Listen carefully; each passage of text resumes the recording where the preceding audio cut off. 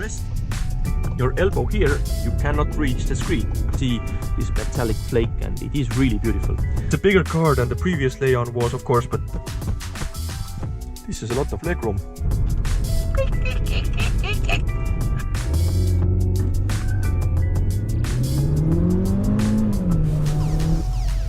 Hi guys, and welcome to this brand new Seat Leon. Now this isn't just a facelift, this is a brand new car basically. As you can probably tell from the interior, everything is new. It's very similar to the brand new Golf 8. Of course there are similarities between those two cars because, well, they're both from the Volkswagen group. But the Seat is supposed to be the sportier version, the cheaper car, the cheaper alternative for the Volkswagen Golf basically. There are a lot of engine options, both with a automatic and a manual gearbox.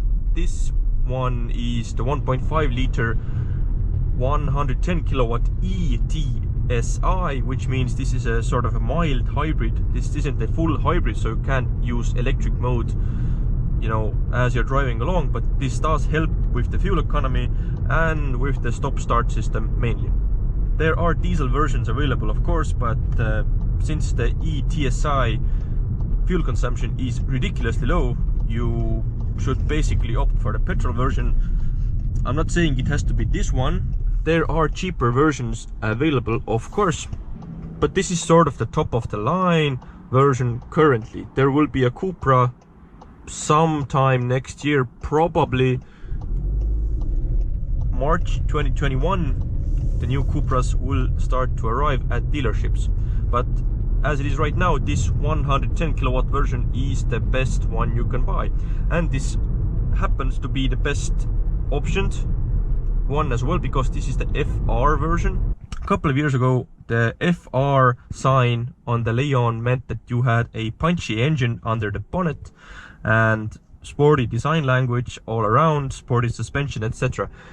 Well, the previous generation sort of ruined the FR name for me, because it just now means a sort of a package you can buy. The engines are just basically on. So what do you get with your FR? Sporty seats that are not that huggy, quite big actually. You do slide about quite a bit. What I am sort of disappointed with is the materials on the seats, because you sort of can pull them and they feel like snap-on cloth covers rather than quality seats on a 25-30,000 euro car. It just feels so cheap, and it's even worse in the back. I'm gonna show you that in due time, but yeah, the seat cover materials, they are really not that good. Previously you got sort of a Alcantara material, and that really made it special on the inside. Not anymore. So what else do you get with the FR? Basically this is fully optioned out. There are some things you can pick, like the sunroof and better LED running lights, etc. But all in all, this car has everything you want from the get-go. You don't have to add any options. As it is right now, the list price for this car is roughly 25,000 euros. I'm guessing there is a bit of a haggle room, so probably you will be paying 23 and a half, something like that, if you get a quote on this car. But equipment wise, this is really special because you have adaptive cruise control, parking assists, it parks itself. You have a nice stereo with 6 speakers, a big screen, the biggest version you get, digital dashboard, automatic gearbox, of course, driving modes. With the FR you also have a suspension that is 15 millimeters lower than the regular Leon, so it looks better, 18-inch alloys, etc, etc. Things you want to probably add is the rear view camera. I don't know why this isn't a standard feature, because the rest of it is, and blind spot monitoring would be something that I would pick. But yeah, everything else you can possibly think of. Heated steering wheel, heated seats, etc. They are all as standard, so you can just go and say, I want an FR with, let's say, a black metallic paintwork, and you are done. You can't go wrong with it because, well, it's fully optioned out as it is right now. I should probably turn here.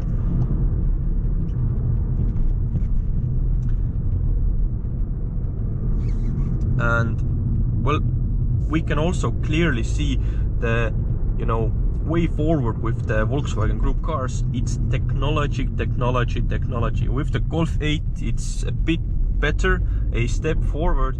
Leons and Seats especially are a, let's say, a year behind or a half a generation behind on you know, tech stuff, but this doesn't mean it's, you know, bad in any way. I like this digital dashboard. It's fast, it's easy to use. You have different styles. You can, let's see, change basic design with the navigation, and now we have a really basic one, and the one I like is the regular classic version with the navigation in the middle. Speaking of the bigger display here, this is a bit of a disappointment for me because it's just not as snappy as the Skoda Octavias. I drove the brand new Skoda Octavia just a couple of weeks ago, and I have to say that it felt a bit more quality. Everything you know, touched on the system, it was snappier, it was responded better, it was better laid out somehow. Although the basic recipe for the screen is about the same in all of Volkswagen Group's cars, the Skodas, you know, it just worked better somehow. I haven't driven the Golf 8, I'm gonna do it soon, but I have sat in it and I have played around with it, and I can tell you that the Golf's interior is a bit better again, but it is more expensive, so I guess it's logical. The layout of the buttons around the interior, it's difficult to use, to say the least. You have climate control buttons, that, you know, designated buttons, and then you have volume buttons. You can also slide the volume, so I applaud that they have, you know, added volume buttons to the slider, because that would have been just idiotic. But a volume knob, just a simple volume knob, while you're driving, it's so hard to hit the buttons. A volume knob would go a long way, and I simply cannot understand why car makers are getting rid of the regular buttons that you need in cars. Expensive, you know, German cars are still keeping the volume knob, and I simply cannot understand why cheaper cars don't follow the same line. And this theme continues with basically everything else. You want heated seats, you have to touch the screen. You have to touch the screen, for example, if you want to higher and lower the ventilation. Whatever you want to do, change the driving modes, not even talking about navigation or music or media, whatever. Everything works through the screen here, and there are basically no designated buttons. This is a big mistake in my mind, because it's really difficult to operate this car while driving, and this is coming from me, a sort of a self-made car journalist who drives different cars on a weekly basis. I know how to operate cars, but this is difficult even for me. It shouldn't be like this. Just saying, just putting it out there. Materials around the car. Well, it's gotten better than the previous Leon, I have to say that. But then again, just, can you hear this? This is the handle. Every single time you go and, you know, open the door, how is this acceptable? This is quite an expensive car these days. Well, 25,000 euros or thereabout isn't cheap in my books for a small family hatchback. And this theme continues here. It's just full of bad plastics, scratchy plastics, I have to add. It's one of the worst quality interiors. I have sat in for quite a long time. It looks good, and you know, steering wheel leather feels nice and soft, etc. Buttons actually aren't that bad, but the quality of the materials, it's just awful basically. It's really, really awful. Ay, ay, ay, ay, ay. So far, I am not that impressed with this Leon. I think it should have been better. One thing I immediately noticed, I'm gonna talk about the driving theme soon, but one thing I immediately noticed, that the steering weight is so much heavier than it used to be. Let's just turn off this camera.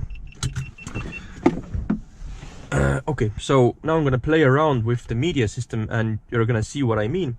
This is sort of the main menu you can use. You know, there used to be a separate button down here for the driving profile. Now you just have to flip through. I don't know, this isn't showing me a separate media. Do we have to double tap it? Really? Let's see. I'm here. So one push isn't enough. I have to double tap to get there. Okay, so now you have normal, eco, comfort, individual, and you can of course configure it as you would like. You also have mood lighting, which you didn't have before in a cheap Seat sort of.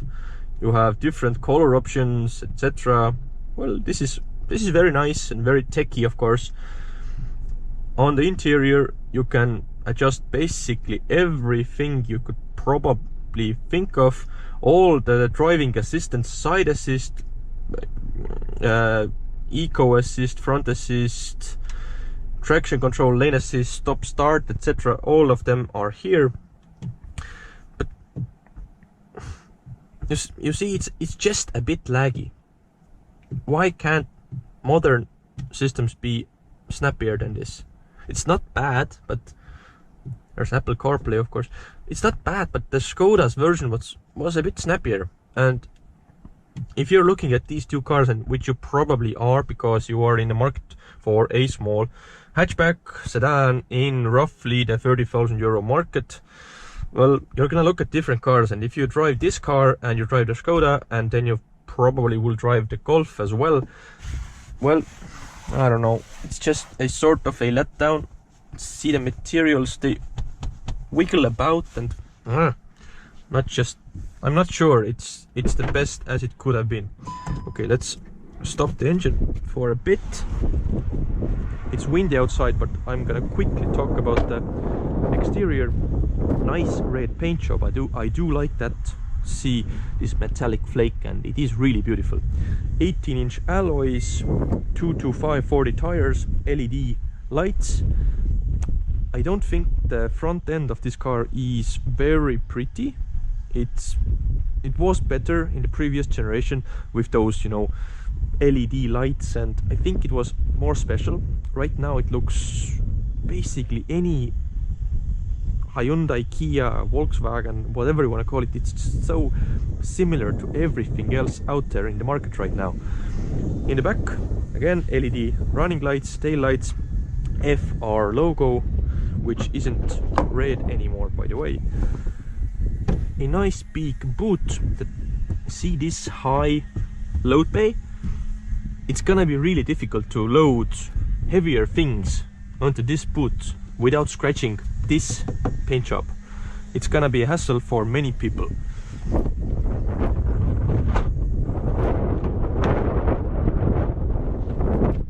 Now, sitting at the back, I'm just gonna close the door. Listen to this, okay?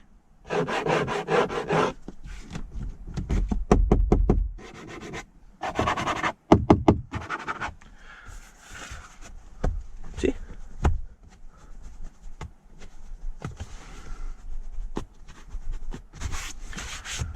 This should not be like this.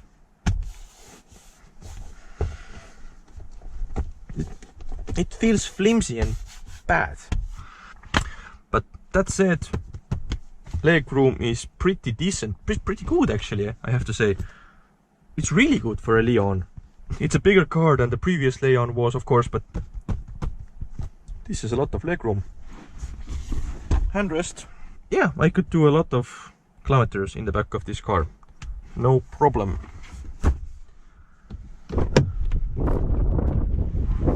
Sitting back at the driver's seat. Start engine is pulsating. And it fires right up. Now quickly I'm gonna talk about the engines in this car. As I mentioned, this is the 1.5 liter eTSI, E meaning the hybrid, sort of hybrid system. It helps with the stop start.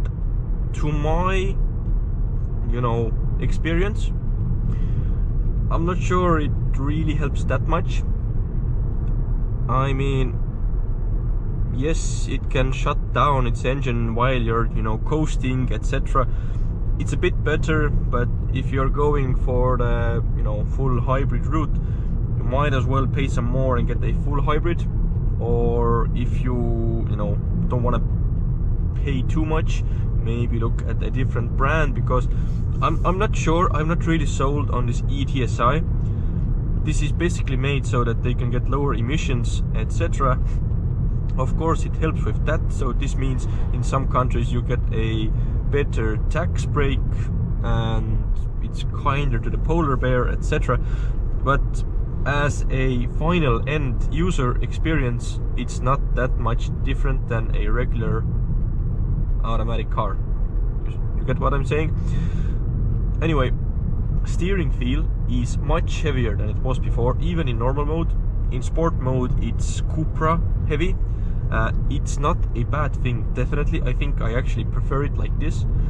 But having driven the Skoda Octavia recently, it was really easy to use. This feels much more sportier, but it should be, because Seat is the sportier version of the Volkswagen Group cars. These brand new cars, they all drive basically the same. If you are not a car geek or a car journalist, you simply cannot differentiate these cars via handling. They are all basically the same, and this probably is the biggest problem with this car I see. I am the biggest fan of Seats and Leons. I have owned all of the Cupras, every generation, from the first one till the last one. I had a 280 estate version Cupra and I absolutely loved it. It had its drawbacks, yes, but as a concept of being a cheaper version of a very good car, that being a Volkswagen Golf, I absolutely adored it. And my favorite Cupra up until now, I think, is the 1P, the 177 kilowatt version, a yellow paint job on that with this 18-inch wheels. It was just a peach of a car, but this just does not feel that exciting to me. My mother actually had a previous generation of the Leon, a 1.4 TSI, basically no options whatsoever, but it was a snappy little car, and the engine was, it was punchy. Let's just say that. This does not feel punchy, like, with not even closely. Whatever RPM you are driving, this just does not feel like it's really fast, or it's really trying to go somewhere fast. It makes some noise, you drop some gears, but end of the day, this is a rather slow car and a rather dull car. And again, I'm really not trying to be so critical about this car, but the engine note is more of a diesel note than a petrol engine car note. There is just something wrong with the whole concept, I'm not just happy. I'm just not that happy with it. Okay, so apparently I forgot my Draghi charger at home, and Draghi is empty, so I'm really sorry, but I can't tell you what the 0 to 100 km/h time is for this car. But it's around the 8-second mark. Do you really care if it's 9 seconds or 8 seconds? You probably shouldn't, because there is no launch control on this car, and that means that, well, it's just not that fast. I'm gonna show it to you anyway. So this is a 90 km/h zone here right now. Let's put it into sport mode.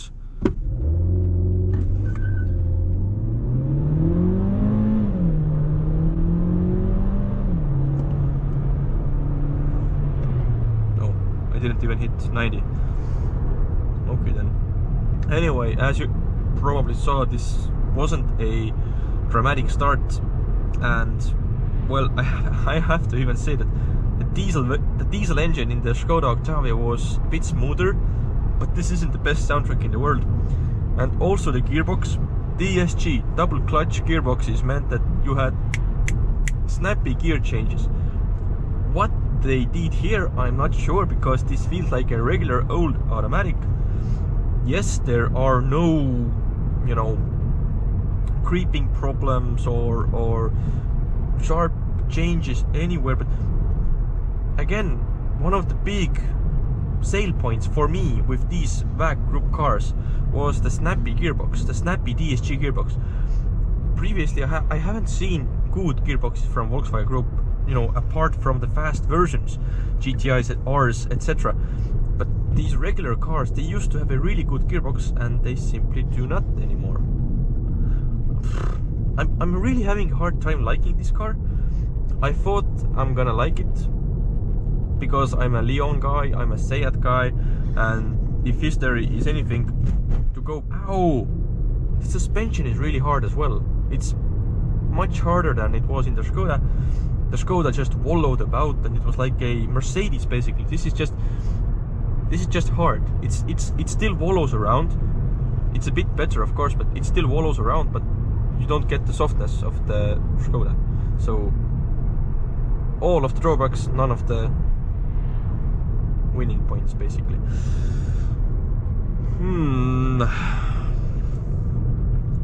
What color is that? Oh my god. Okay, so conclusion time. 25,000 euros for this, 26, 27 for the Golf, 24 for the Skoda Octavia, all spec'd within a certain, you know, price bracket, with options in the same engine. They all have the same engine, the eTSI, the 1.5 liter. Which one would I choose? It's really hard to say, but it would not be the Seat. I can tell you this much. It would probably be the Skoda or the Volkswagen.